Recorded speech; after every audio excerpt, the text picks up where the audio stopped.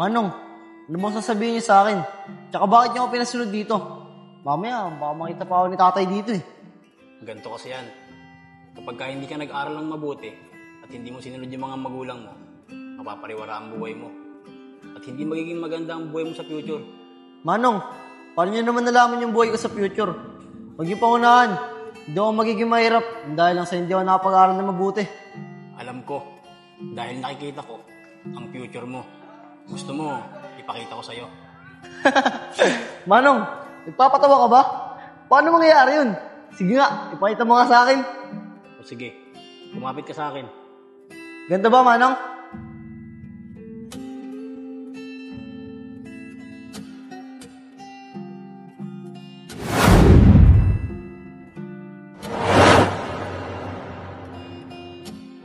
Manong, asan tayo? Ba't tayo napunta dito? Di ba, sinabi ko naman sa'yo, dadalhin kita sa future. Nakikita mo ba yung bahay na yun? Ayun po ba? Ganda nga po niyan. Ayun po ba yung magiging bahay ko? Sabi ko naman sa'yo, Manong, hindi ako maghihirap eh. Hindi sa'yo yan. Pero kilala mo yung may-ari niyan. Hintayin mo, maya-maya, parating na rin yan. Manong, ipaparating po ng sasakyan. Oh, ayan na siya.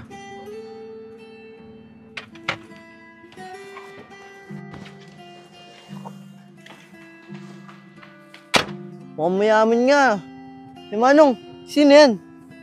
Siya yung may-ari ng bahay. Siya yung may-ari ng bahay.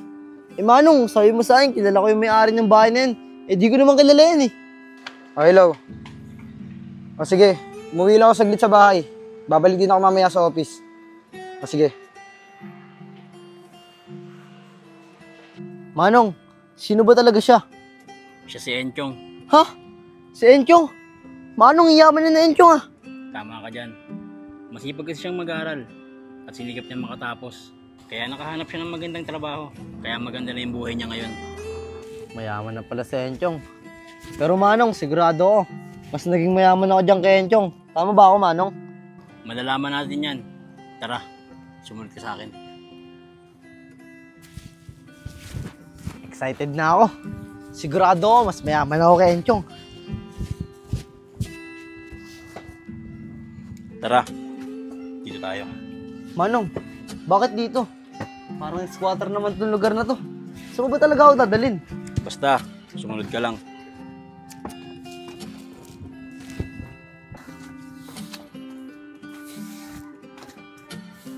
Oh, buti naman umuwi ka na. Ano, may kinita ka ba? Aka na! Kanina pa ako inaantay ng mga kumare ko sa sugalan. Wala eh. Wala akong kinita. Hindi ako nakapasok dun sa pinapasukan ng kumpare ko. Minakuha na daw tao kahapon pa eh. Ah, ganon. Wala. Wala kang kinita. O sige, hintayin mo ako dyan.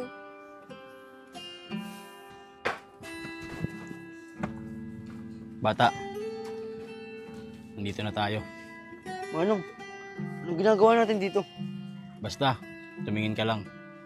Tignan mo kung ano mangyayari. Don! Lumayas ka! Oh, yan yung mga gamit mo. Kung hindi mo kayang suportahan lahat ng pangangailangan ko, umalis ka dito at huwag kang babalik hanggat wala kang dalang pera. Alis!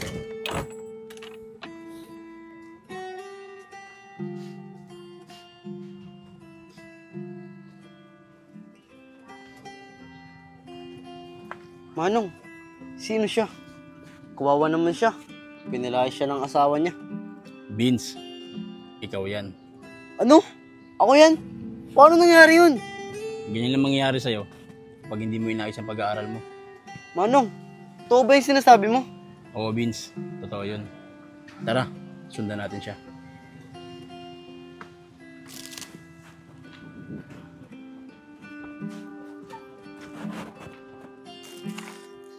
Kailangan kong kumita ng pera para makabalik ako sa bahay. Sana marami akong maipon ng kalakal.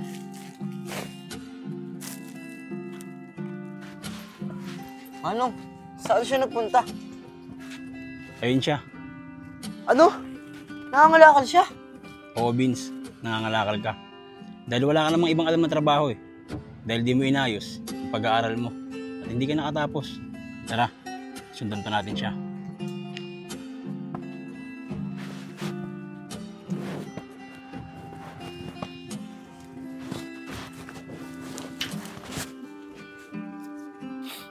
Hindi ko akalain na magiging ganito buhay ko. Nakakapagsisi. Sana pala inayos ko yung pag-aaral ko eh. Kung may babalik ko lang yung panahon, ayusin ko na yung pag-aaral ko. Para maging maganda at maayos naman ang buhay ko.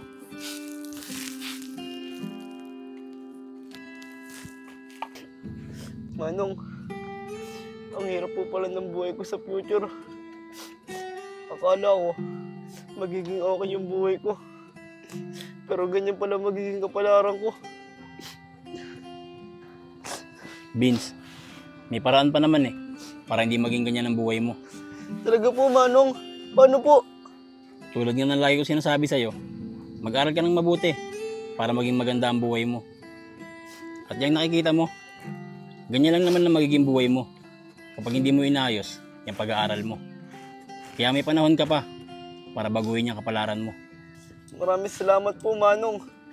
Pinapangako ko po sa inyo. Simula po ngayon, ayusin ko na po yung pag-aaral ko para maging maganda yung kinabukasan ko. Tama yan, Vince. Tama yung desisyon mo.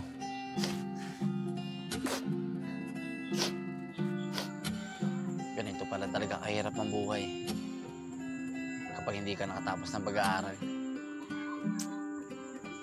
Bakit kasi ngayon ko lang naisip eh. Kung kailan huli ng lahat. Kung kailan hindi na pwede.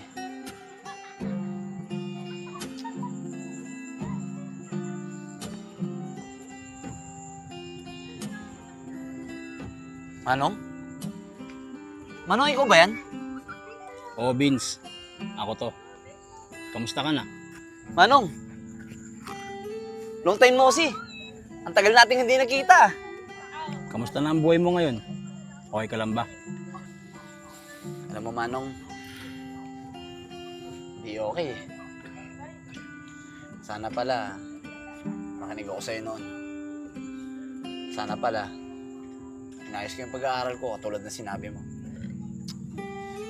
Kung may babalik ko lang sana yung panahon, ayusin ko yung pag-aaral ko para maging maayos na rin ang buhay ko. Tama ka dyan, Vince. Siya nga pala, Vince. May gustong kumausap sa'yo. At ikaw na rin bahala magsabi sa kanya kung gaano kahirap ang buhay nang hindi nakapag-aaral.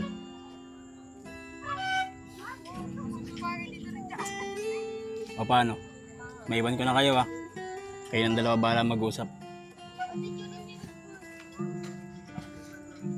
Teka, kung hindi ako nagkakamali, ikaw yung batang ako? Tama ba ako? Opo, tama po kayo. Alam mo, napakahirap ng buhay ko ngayon. Hindi kasi ako nag-aaral ng mabuti dati. Kaya parang awa mo na. Mag-aaral ka mabuti. At pilitin mo na makatapos ka ng pag-aaral. Sa ganun, maging maganda ang buhay natin pareho. Kung hindi ka mag-aaral ng mabuti, mararanasan mo rin yung hirap ng buhay na nararanasan ko ngayon. Dahil isa lang tayo. Eh, Batang Vince, parang awa mo na. Pabutihan mo yung pag-aaral mo. Dahil ikaw na lang kung pwedeng gumawa nun para sa atin. Para sa ikakaganda ng buhay mo. Ganun na rin ako. Huwag kang mag-alala. Pinapangako ko sa'yo, magiging maganda buhay natin. Dahil simula ngayon, aayusin ko na yung pag-aaral ko. Maraming salamat, Vince. Naniniwala ako sa'yo. At alam ko na kayang-kaya mo yan.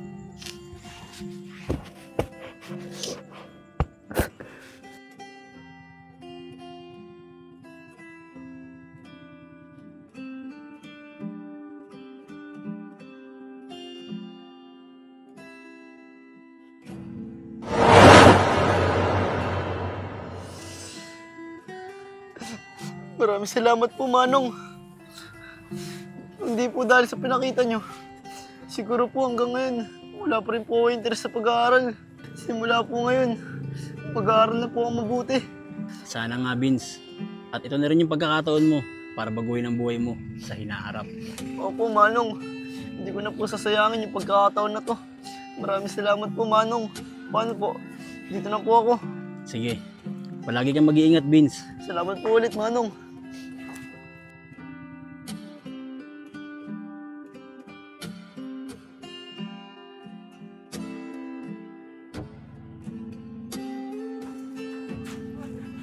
Chong! Chong! Wait lang. Chong! Oh, Vince, bakit nandito ka? Di ka na naman papasok, no? Hindi, Chong. Papasok ako. Papasok? Alam ko na yan, sa kubo. Hindi, Chong. Araw-araw na ako papasok. At di na rin ako absent. At simula ngayon, mag-aaral na ako mabuti. Para maging maganda yung kinabukasan ko. Yan ang gusto ko sa'yo, mag-aaral ka na ng mabuti. Ano, tara na. Tara, Chong. Sige, Tara, mag-aaral tayo para sa magandang kinabukasan. tama yan, Vince.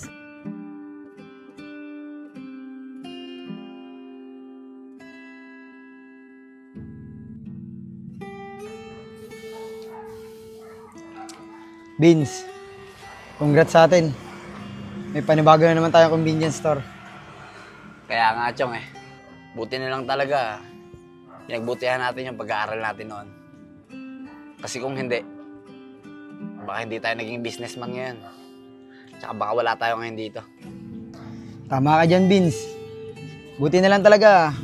Pinagbutihan natin yung pag-aaral natin. Congrats nga pala ulit sa atin dalawa. O, paano, Beans? Pasok muna ako sa loob. Sikasuhin ko lang yung mga tao natin. Ay sige, Chong. Dito muna ako. Sige.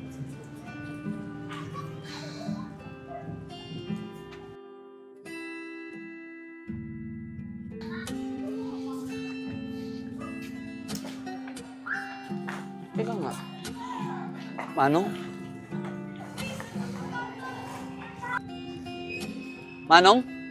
Manong, sabi ko na nga ba, ikaw yan eh. Kumusta ka na, Vince? Masaya akong makita ka na maayos na ang buhay mo ngayon. Maraming salamat sa'yo ah. Dahil pinamulat mo sa akin na kung hindi ako mag-aaral mabuti, hindi magiging maganda ang buhay ko. Kaya ayun, pinagbutihan ko po talaga yung pag-aaral ko. At lahat ng paghihirap ko, ay nagbunga na nga. At eto na po yun, Manong. Utang ko po sa inyo ang lahat ng to. Maraming salamat po talaga. Wala yun, Vince. Masaya akong natulungan kita. Maraming salamat, Manong.